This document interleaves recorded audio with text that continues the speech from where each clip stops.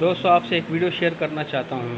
आपको अंदाज़ा हो जाएगा कि इस्लाम कितना ज़बरदस्त और प्यारा मज़हब है।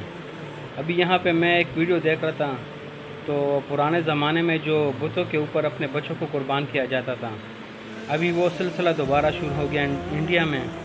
और एक आदमी जो है ना अपने बच्चे का गला दबा रहा है और यही कह रहा है कि मैं अपने बच्चे को इस बुत के ऊपर कुर्बान कर रहा हूँ। तो ग़ज़वा हिंद बताएगी कि वो कितना ज़रूरी था, क्योंकि मुसलमानों ने पूरी दुनिया पे हुकूमत की थी और अल्लाह के फजल करम से जो है ना बहुत कामयाबी हासिल की थी। लेकिन ये बुत परस्ती जो है ना अभी दोबारा इंडिया में ज़्यादा हो गई। वो तो वैसे भी बुत परस्त हैं, लेकिन वही पुराना सिलसिला फिर शुरू हो गया कि बुतों के ऊपर अपने बच्चों को कुर्बान करना। तो बड़ी अफसोस की बात है कि बुत जो कुछ आपके लिए कुछ नहीं कर सकते, आप उसको अपने हाथों से बनाते हैं और उसके ऊपर अपने बच्चों को कुर्बान कर रहे हैं।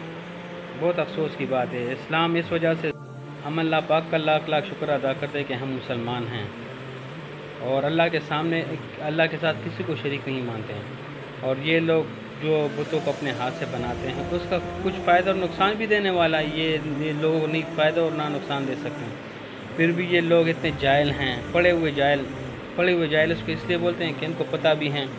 और फिर भी वो बुत जो मजबूरन बैठे होते हैं उनको इन्होंने अपने हाथों से बनाए होते हैं और उनको अपने बच्चों के ऊपर कुर्बान करते हैं।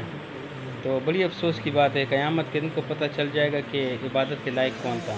तो इस वजह से मैं कहूँगा कि इस्लाम ज़िंदाबाद और हमारा मज़हब बहुत ज़बरदस्त मज़हब है। अल्लाह का शुक्र है कि हम मुसलमान हैं। एक घोड़े खोलो, हुजूर दी इज्जत वास्ते खोलो।